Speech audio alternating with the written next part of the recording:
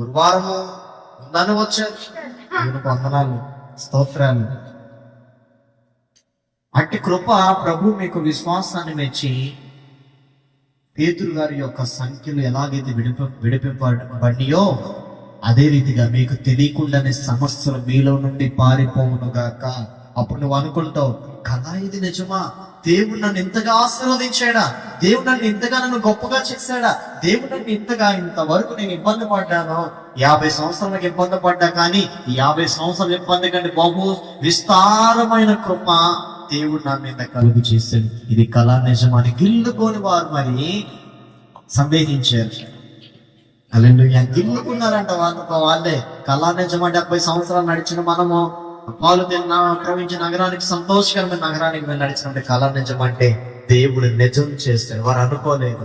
నువ్వు అనుకోవు నా జీవితం ఇలాగ ఉంటుందా అని. కానీ ఒక రోజు వస్తుంది, పేతురు యొక్క సంఖ్యలు ఏదైతే దేవుడు విడుదల కలిగించాడో మళ్ళందరినీ కూడా శ్రమల నుండి దేవుడు విడిపించి గొప్ప ఆశీర్వాదంతో చేస్తాడు. అప్పుడు నిన్ను చూసి అనేకులు దేవుడు నిన్ను దీవించాడు, బ్రదర్ నిన్ను దీవించాడు, తల్లి దేవుడు నిన్ను దీవించాడు, ఇంతగా నీ దేవుడు నిన్ను గొప్పగా ఆశీర్వదించాడు. నీవు కలిగి ఉన్న దేవుణ్ణి నేను కూడా కలిగి ఉంటాను. హల్లెలూయా. ఆశీర్వదించాడు దేవుడు, నన్ను ఆశీర్వదించాడు, నిన్ను కూడా ఆశీర్వదించాడంటే నాతో పాటు.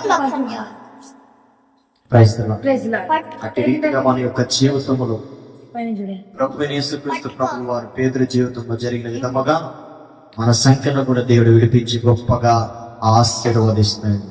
తలలు వంచుదాము, ప్రార్థన చేద్దాము. కాబట్టి ఆ రీతిగా మనము ప్రతి సంఖ్యల నుండి ప్రభుత్వాన్ని విడిపించినా